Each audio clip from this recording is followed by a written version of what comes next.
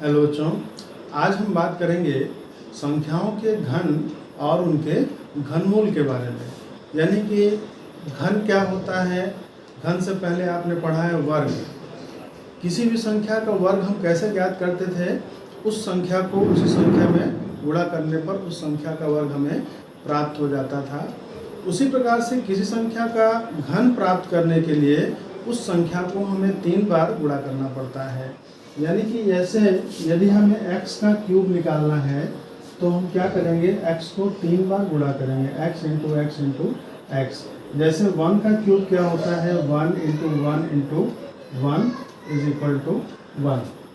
और 2 का क्यूब अगर आप निकालते हैं तो क्या हो जाता है, 2 इंटू 2 इंटू 2, यानी कि 2 दूना 4 दूना 8, ये 8 मिल जाएगा। 3 का क्यूब क्या मिलेगा, 3 इंटू 3 इंटू 3, यानी 3 3 9, 9 3 27, 9 3 27, 3 3 9, 9 3 27। तो इस तरीके से ये सभी क्या है, परफेक्ट क्यूब नंबर्स हैं, पूर्ण घन संख्याएं जो क्रमशः 1, 2 और 3 के घन है। इस तरीके से आप किसी भी संख्या का घन ज्ञात कर सकते हैं।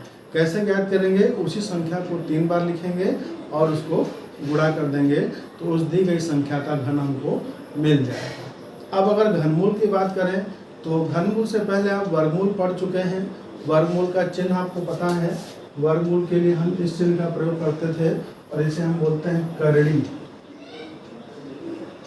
ठीक है, और इंग्लिश में बोलते हैं शॉर्ट्स। तो ये आपका वर्गमूल के लिए था। और घनमूल के लिए हम वही चिन्ह लगाएंगे, केवल यहाँ पे 3 लिख देंगे। तो ये आपका घनमूल का संकेत है। ये आपका घनमूल का संकेत है। अब इसके अंदर कोई भी संख्या यदि लिखी है तो इसका मतलब इस संख्या का घनमूल हमें ज्ञात करना है। तो घनमूल की जो विधि है वो गुणनखंड विधि है।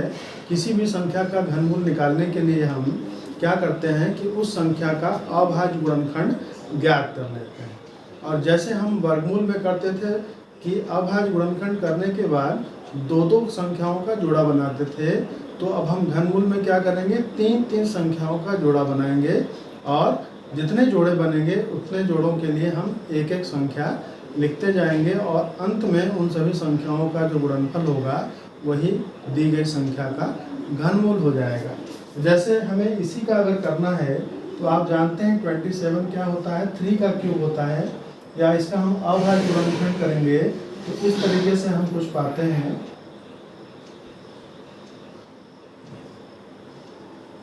यानी 3 9 27, 3 3 9 और 3 1 3, यानी 27 को हम लिख सकते हैं करड़ी में 3 का क्यूब।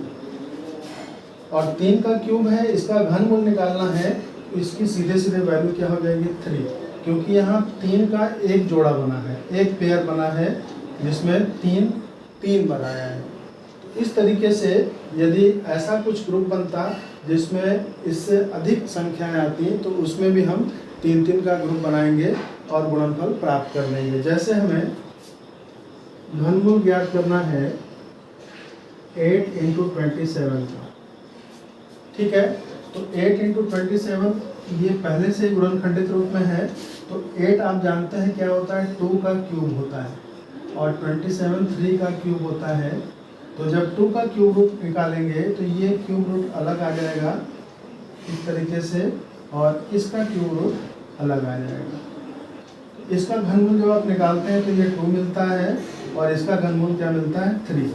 और जब इन दोनों का गुणनफल हम ज्ञात करेंगे तो 2 3 6, यानी कि इस दी गई संख्या का घनमूल क्या हो गया, 6।